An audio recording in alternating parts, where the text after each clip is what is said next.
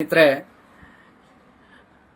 ಸ್ವಲ್ಪ ದಿನಗಳ ಹಿಂದೆ ಕಾಂಗ್ರೆಸ್ ಹೇಳಿತ್ತು ಕರಾವಳಿಯಲ್ಲಿ ಹಿಂದುತ್ವದ ಫ್ಯಾಕ್ಟರಿಯನ್ನ ಬಂದ್ ಮಾಡ್ತೇವೆ ಅಂತ.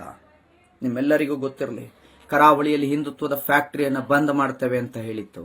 ಅದರ ಮುಂದುವರೆದ ಭಾಗ ಸೌಜನ್ಯ ಪರ ಅಂತ ಹೇಳಿಕೊಂಡು ಸಂತೋಷ್ ರಾವ್ ಪರ ಹೋರಾಟ ಮಾಡಿಕೊಂಡು ಬಂದಂತ ಈ ತಿಮರೊಡ್ಡಿ ಅಂಡ್ ಗ್ಯಾಂಗ್ ಕಳೆದ 13 ವರ್ಷದಿಂದ ನಾನು ಕೇಳ್ತಾ ಇದ್ದೀನಿ, ಕಳೆದ 13 ವರ್ಷದಿಂದ ಈ ಗ್ಯಾಂಗ್ ಮಾಡಿರ್ತಕ್ಕಂಥ ಯಾವುದಾದ್ರೂ ಒಂದು ಹಿಂದೂ ಪರ ಹೋರಾಟವನ್ನ ನೀವು ತೋರಿಸ್ತೀರಾ? ಖಂಡಿತ ಇಲ್ಲ. ಈತನ ಹಣೆಪಟ್ಟಿ ಏನು ಅಂತ ಅಂದ್ರೆ ಬಜರಂಗ ದಳವನ್ನ ನಾನು ಕಟ್ಟಿದೆ ಅಂತ. ಇವತ್ತು ಬಜರಂಗ ದಳವನ್ನ ನಾನು ಕಟ್ಟಿದೆ ಅಂತ ಹೇಳುವ ಯಾವ ವ್ಯಕ್ತಿಯನ್ನು ನಾನು ಒಪ್ಪೋದಿಲ್ಲ. ಬಜರಂಗ ದಳ ವ್ಯಕ್ತಿತ್ವವನ್ನು ಕಟ್ಟಿದೆ, ಸಂಘ ವ್ಯಕ್ತಿತ್ವವನ್ನು ಕಟ್ಟಿದೆ. ನಾವ್ಯಾರು ಸಂಘ ಮತ್ತು ಬಜರಂಗ ದಳವನ್ನ ಕಟ್ಟಿಲ್ಲ.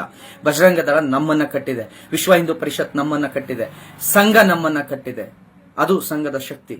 ಆದ್ರೆ ಈತ ಹೇಳಿಕೊಳ್ಳುವ ಹಾಗೆ ಯಾವುದೇ ಈತ ನಿಜವಾಗ್ಲೂ ಸಂಘದ ವ್ಯಕ್ತಿಯೇ ಆಗಿದ್ದಿದ್ರೆ ಸಂಘದ ವಿರುದ್ಧ, ಸಂಘದ ವ್ಯಕ್ತಿಗಳ ವಿರುದ್ಧ ಈ ರೀತಿ ಅಪಪ್ರಚಾರ ಮಾಡ್ತಿರ್ಲಿಲ್ಲ. ಅವರನ್ನ ಇಷ್ಟು ತುಚ್ಛವಾಗಿ, ಇಷ್ಟು ಅವಾಚ್ಯ ಶಬ್ದಗಳಿಂದ ನಿಂದಿಸ್ತಿರ್ಲಿಲ್ಲ.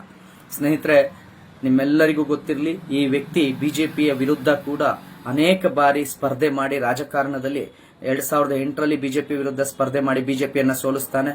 ಮೊನ್ನೆ ನಡೆದ ಎಲೆಕ್ಷನ್ ನಲ್ಲೂ ಕೂಡ ಹರೀಶ್ ಪೂಂಜಾ ಅವರ ವಿರುದ್ಧ ಕ್ಯಾನ್ವಾಸ್ ಮಾಡ್ತಾರೆ, ಕಾಂಗ್ರೆಸ್ನ ಪರವಾಗಿ ನಿಲ್ತಾರೆ. ಹಾಗಾದ್ರೆ ಕರಾವಳಿಯಲ್ಲಿ ಹಿಂದುತ್ವದ ಫ್ಯಾಕ್ಟರಿಯನ್ನ ಬಂದ್ ಮಾಡ್ತೇವೆ ಅಂತ ಹೇಳಿದ ಕಾಂಗ್ರೆಸ್ನ ಮೊದಲ ದಾಳ ಮಹೇಶ್ ತಿಮರೊಡ್ಡಿ.